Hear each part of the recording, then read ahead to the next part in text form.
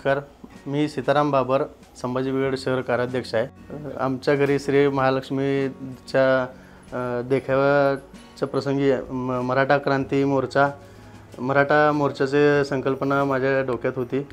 मग त्या पद्धतीने टाकाऊ वस्तूपासून सर्व हे डेकोरेशनचं सेटअप केलेलं आहे।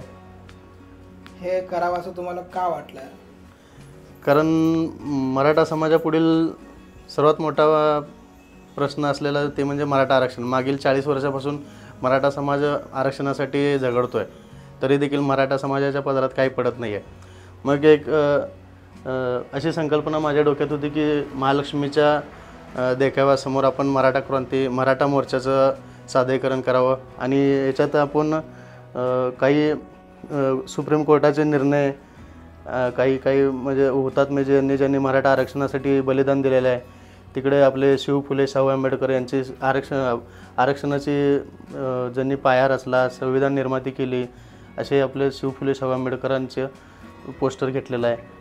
सुप्रीम कोर्टाचा निर्णय, जरांगे पाटील यांनी जे उपोषण केलं होतं आंतरवाली सराटी येथे, तिथे मुख्यमंत्री एकनाथ शिंदे यांनी उपोषणस्थळी भेट दिलेलं।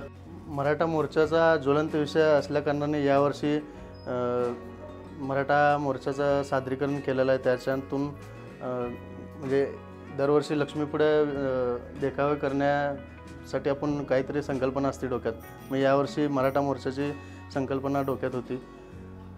हे सर्व करण्यासाठी किती दिवस लागले, काय काय तयारी केली? साधारणतः 4 ते 5 दिवस या देखाव्यासाठी लागलेले आहेत। आपल्याला म्हणजे या पूर्ण देखाव्यासाठी घरातील सर्वांची मदत झाली। सर्वांचं हेच म्हणणं आहे, देखावा चांगला केलेला आहे, सध्याचा ज्वलंत प्रश्न आहे हे।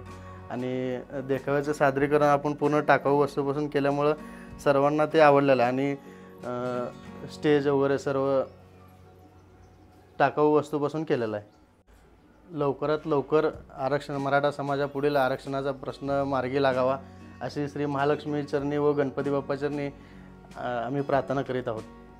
जरांगे पाटील यांच्या लढ्याला लवकरच यश येवो हीच गणपती चरणी प्रार्थना। छोटे फंक्शन के लिए Mayur classic AC banquet hall मिलेगा सिर्फ 10,000 रुपयों में। Mayur classic AC banquet hall, जुड़े Solapur. Management by spice and ice events. Jayesh Darbi collection cotton, linen यासह अनेक ब्रँडेड कंपन्यांच्या शूटिंग शर्टिंग साठी जयेश दर्बी कलेक्शन, 7 रस्ता मोदी पंकाविहिरी जवळ सोलापूर।